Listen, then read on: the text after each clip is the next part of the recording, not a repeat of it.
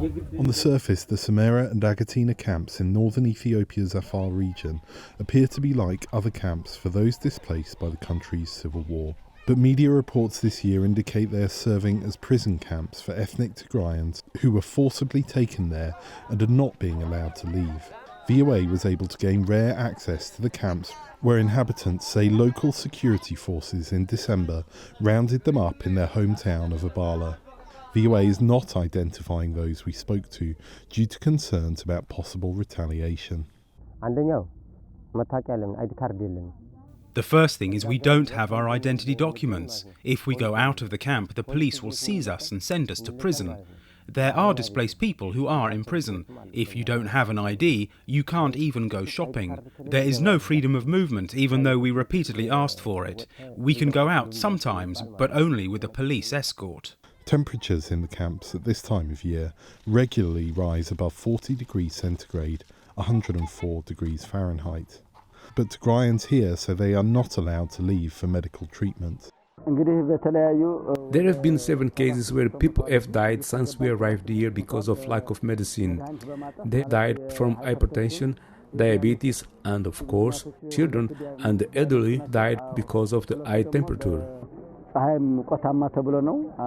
A mother in Agatina camp, which houses about 700 Tigrayans, says she fears for her children.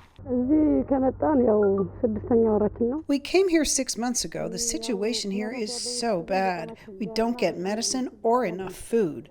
There are 150 children here. The Ethiopian Human Rights Commission on June 29th acknowledged that 9,000 Tigrayans were being held illegally in the camp and called for their immediate release. People there are held against their will. That families are not staying together. That men and women, by being separated, you're separating a family.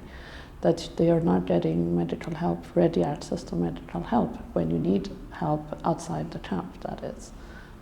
These are the 3 key indicators, and that is why we are certainly alarmed and concerned about these camps. This Tigrayan man says he's suffering from tuberculosis. There is no support here. We are on the verge of death. We spend day and night in this way, and the situation is critical. If the government does not support us, I don't know what our fate will be. Only death waits for us. Ethiopia's federal government had no immediate response to the Rights Commission's call for their release.